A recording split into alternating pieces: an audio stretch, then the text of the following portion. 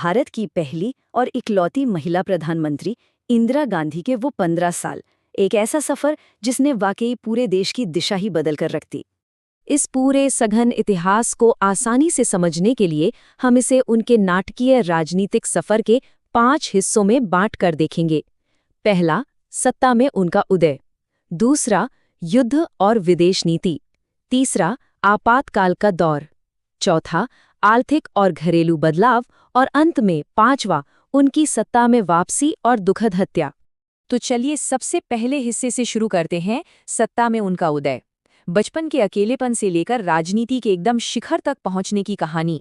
शुरुआत में पार्टी के कई बड़े नेताओं, जिन्हें सिंडिकेट कहा जाता था, उन्हें लगा कि वो एक बेहद कमजोर कठपुतली हैं। यहाँ तक कि उन्हें गूंगी गुड़िया तक कहकर बुलाया गया। लेकिन असलियत में वो एक बेहद शक्तिशाली और दुर्जय नेता बनकर उभरी, जिन्होंने पूरी की पूरी कांग्रेस पार्टी को ही 2 हिस्सों में बांट दिया और अपना वर्चस्व कायम किया। उनके राजनीतिक सफर के इस क्रम को देखें तो 1966 में वो पहली बार प्रधानमंत्री चुनी गई। 1967 में कम बहुमत के बावजूद उन्होंने सत्ता बरकरार रखी। फिर 1969 में नीतियों के मुद्दे पर कांग्रेस पार्टी का विभाजन हुआ और अंततः 1971 में उनका मशहूर लोक लुभावन अभियान गरीबी हटाओ, जिसने उन्हें एक प्रचंड जीत दिलाई। आप बढ़ते हैं दूसरे हिस्से की तरफ, युद्ध और विदेश नीति। कैसे उनके फैसलों ने दक्षिण एशिया को एक नया रूप दे दिया। यहाँ सबसे अहम और निर्णायक पड़ाव है 1971 का युद्ध। पूर्वी पाकिस्तान से आने वाले शरणार्थियों का एक बहुत बड़ा संकट खड़ा हो गया था और फिर भारतीय हवाई ठिकानों पर पाकिस्तान ने पहले हमला कर दिया। इसके जवाब में भारतीय सेना ने बड़ी तेजी से जीत हासिल की और इसका नतीजा क्या हुआ? बांग्लादेश एक स्वतंत्र राष्ट्र बन गया। इस एक सैन्य और कूटनीतिक कदम ने भारत को दक्षिण एशिया की एकमात्र सबसे बड़ी ताकत बना दिया। इस शानदार सैन्य जीत का असर सच में हैरान करने वाला था। रातों रात उनकी सार्वजनिक छवि पूरी तरह बदल गई। नागरिकों से लेकर विपक्षी नेताओं तक ने उन्हें देवी दुर्गा कहकर पुकारा, जिसने उन्हें आयरन लेडी का दर्जा दिला दिया। कूटनीति के मोर्चे पर भी वो काफी व्यवहारिक थीं। उदाहरण के तौर पर पश्चिमी देशों के साथ बेहद ठंडे रिश्तों के बावजूद 1974 में भारत को कच्चे तेल का 75% हिस्सा ईरान के साथ एक रणनीतिक साझेदारी से मिल रहा था। ये साफ दिखाता है कि उनके लिए विचारधाराओं से कहीं ऊपर राष्ट्रीय हित था। अब आते हैं तीसरे और शायद सबसे ज्यादा विवादित हिस्से पर, आपातकाल का दौर। वो समय जब देश का लोकतंत्र एक तरह से निलंबित हो गया था। 1975 में एक अदालती फैसले ने उनके पिछले चुनाव को ही रद्द कर दिया और यहीं से ये ध्रुवीकृत दौर शुरू हुआ। आइए इसे तटस्थ होकर समझते हैं। 1975 से 1977 तक के उन 21 महीनों में अनुच्छेद 352(1) के तहत बुनियादी नागरिक अधिकारों को पूरी तरह रोक दिया गया था। सरकार ने संसद को दरकिनार करते हुए सीधे अध्यादेशों से शासन किया और प्रेस पर भी बेहद सख्त पाबंदियां लगा दी। जरा इस आंकड़े पर गौर कीजिए, 1 लाख।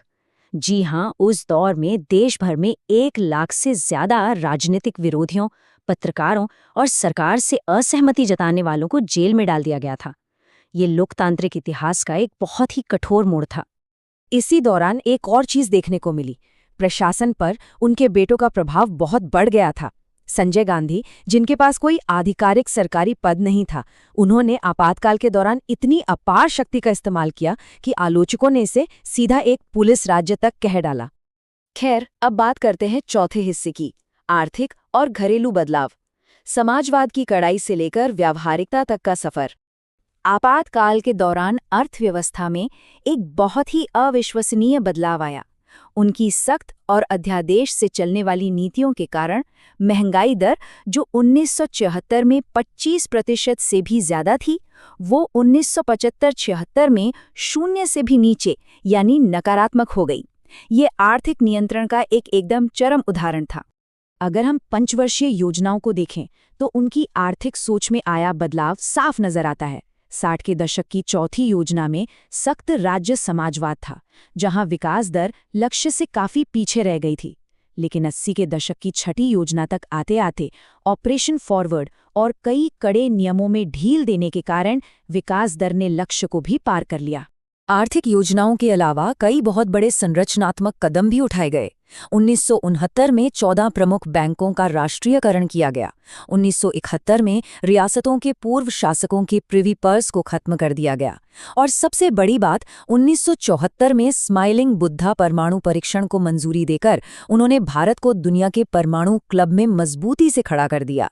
और अब हमारा 5वां और आखिरी अध्याय, उनकी सत्ता में वापसी और उनका दुखद अंत। आपातकाल के तुरंत बाद 1977 के चुनावों में जनता ने उनकी पार्टी को बुरी तरह हरा दिया। 1978 में उन्हें संसद से निकाला गया और गिरफ्तार किया गया। लेकिन देखिए कैसे पासा पलटा। नई गठबंधन सरकार की आपसी कलह और उनकी अपनी गिरफ्तारी ने लोगों में उनके लिए भारी जनानुभूति पैदा कर दी। और इसी सहानुभूति के दम पर 1980 में वो फिर से भारी बहुमत के साथ सत्ता में लौट आईं। लेकिन उनके इस आखिरी कार्यकाल पर पंजाब में बढ़ते उग्रवाद का बहुत गहरा साया रहा।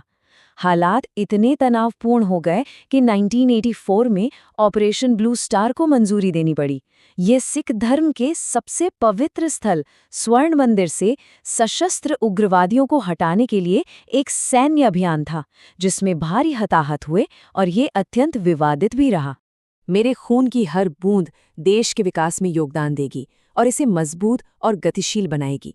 31 अक्टूबर 1984 को अपने ही सिख अंगरक्षकों द्वारा हत्या किए जाने से ठीक एक दिन पहले उन्होंने ये मर्मस्पर्शी शब्द कहे थे, जो देश के प्रति उनके पूर्ण समर्पण को दर्शाते हैं। तो इस एक्सप्लेनर के अंत में एक बहुत बड़ा और गहरा सवाल हम सबके सोचने के लिए पीछे छूट जाता है। आने वाली पीढ़ियां इस विरासत का मूल्यांकन कैसे करेंगी? बांग्लादेश को आज़ाद कराने वाली एक मजबूत उद्धारकर्ता, या फिर आपातकाल लगाकर सत्ता को अपनी मुट्ठी में करने वाली शिल्पकार?